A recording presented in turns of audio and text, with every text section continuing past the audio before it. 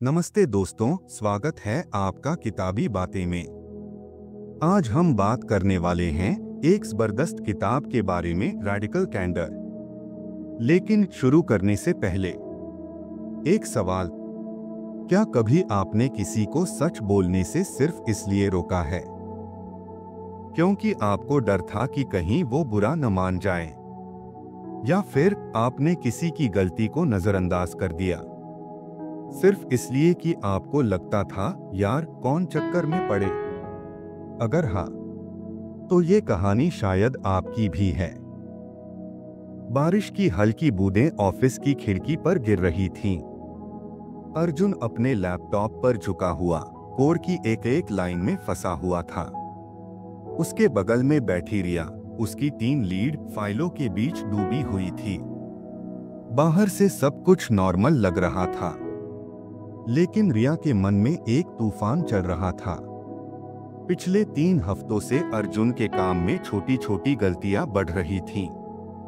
कभी एक report late, कभी ईमेल में स्पेलिंग मिस्टेक्स, कभी डेडलाइन मिस। रिया चाहती तो सीधे बोल देती, अर्जुन तुम ये ठीक करो, लेकिन हर बार उसके होंठ बस इतना कहते, कोई बात नहीं, नेक्स्ट टाइम ठीक कर लेना। क्योंकि वो अर्जुन को हर्ट नहीं करना चाहती थी।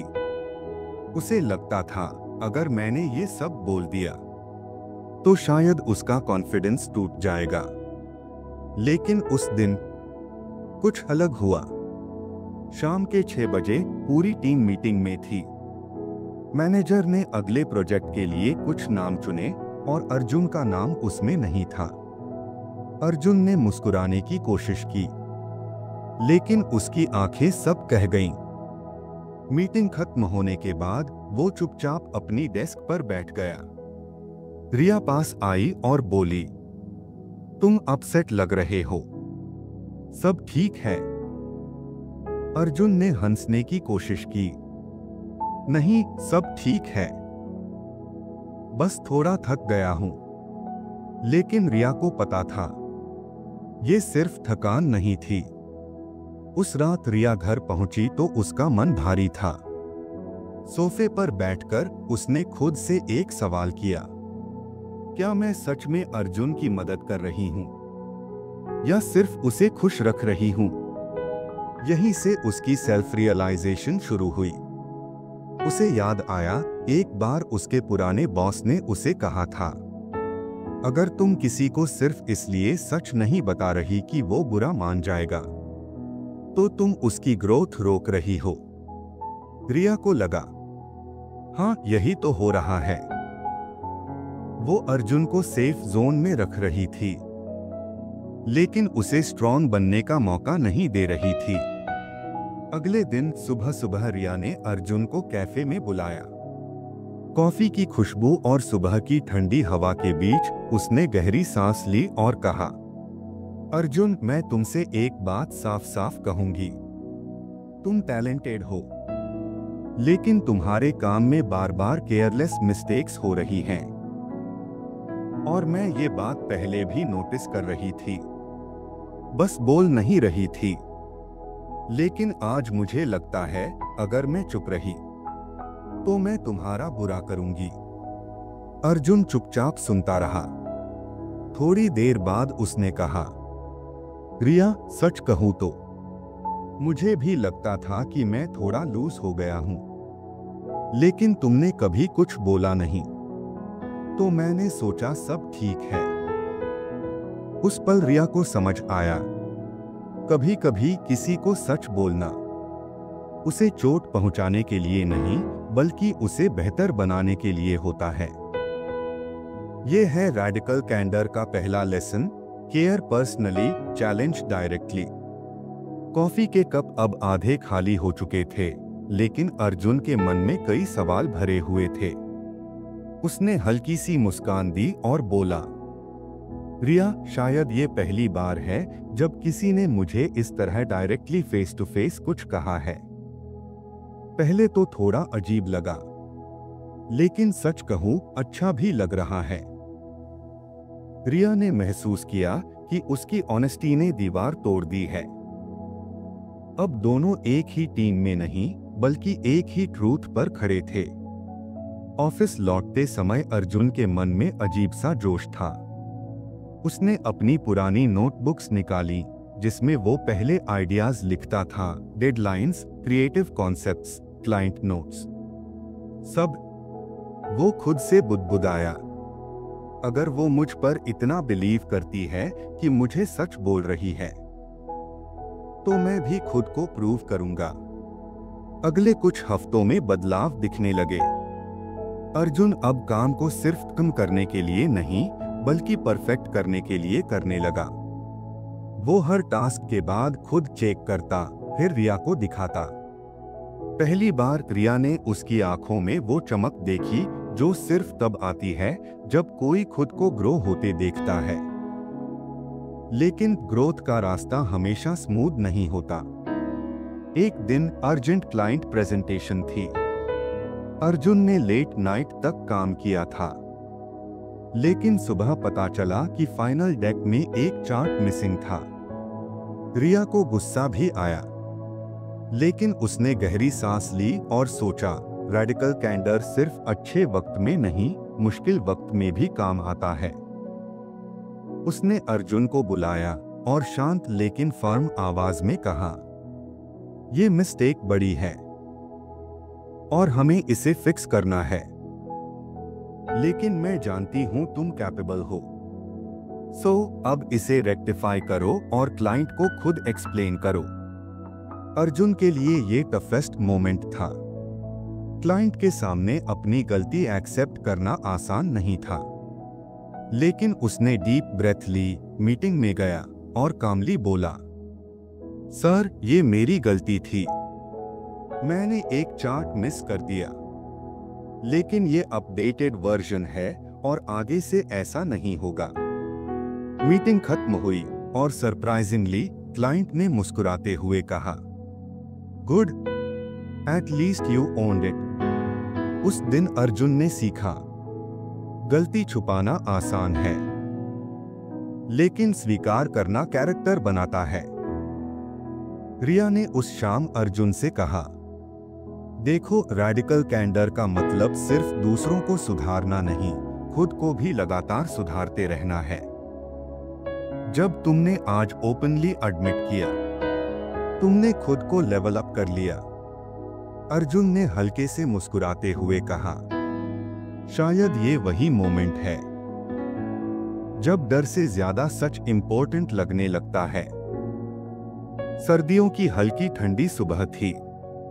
ऑफिस में वार्षिक रिव्यू का दिन, वो दिन जब हर कर्मचारी अपनी परफॉर्मेंस रिपोर्ट लेकर मैनेजर के सामने बैठता है।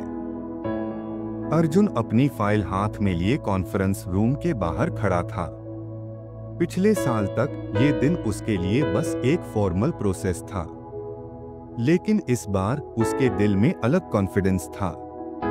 रिया कमरे में बैठी थी और सामने उसकी टीम के रिव्यू शीट्स रखी थीं। जब अर्जुन अंदर आया तो रिया के चेहरे पर हल्की मुस्कान थी। बैठो अर्जुन, उसने कहा, आज हम सिर्फ नंबर्स की बात नहीं करेंगे, आज हम ग्रोथ की बात करेंगे। अर्जुन के हाथ पसीने से थोड़े गीले थे, लेकिन उसकी आंखों में डर नहीं था।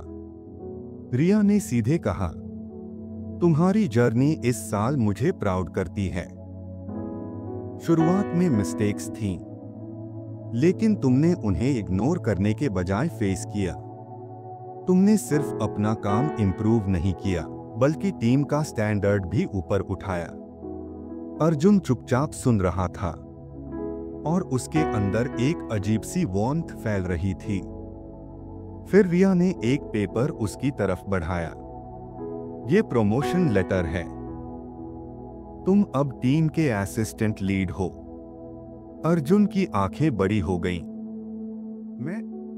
लेकिन रिया ने मुस्कुराकर कहा, हाँ, क्योंकि तुमने प्रूव किया कि ऑनेस्टी और अकाउंटेबिलिटी सिर्फ किताबों के वर्ड्स नहीं, बल्कि रियल ग्रोथ का रास्ता है। उस पल अर्जुन के मन में वो पहला दिन घूम गया जब रिया ने उसे कैफे में सच कहा था। अगर उस दिन उसने सिर्फ मुस्कुराकर बात टाल दी होती तो शायद आज ये पल कभी नहीं आता। उस शाम पूरी टीम कैफेटेरिया में सेलिब्रेशन कर रही थी। रिया एक कोने में खड़ी सबको हंसते हुए देख रही थी। अर्जुन उसके पास आया और धीरे से बोला, रिया, अगर उस दिन आपने मुझे हर्ट करने के डर से चुप्पी साध ली होती तो मैं आज भी वही केयरलेस इंसान होता। Thanks for caring enough to challenge me, Riya ने कहा। और याद रखना, अब तुम्हारी बारी है किसी और के लिए वही करने की। रेडिकल कैंडर आगे भी चलती रहनी चाहिए।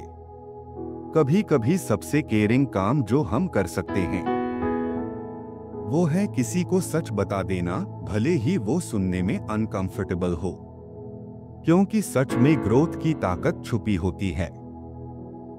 कहानी खत्म होते होते शाम का आसमान हल्का सुनहरा हो चुका था।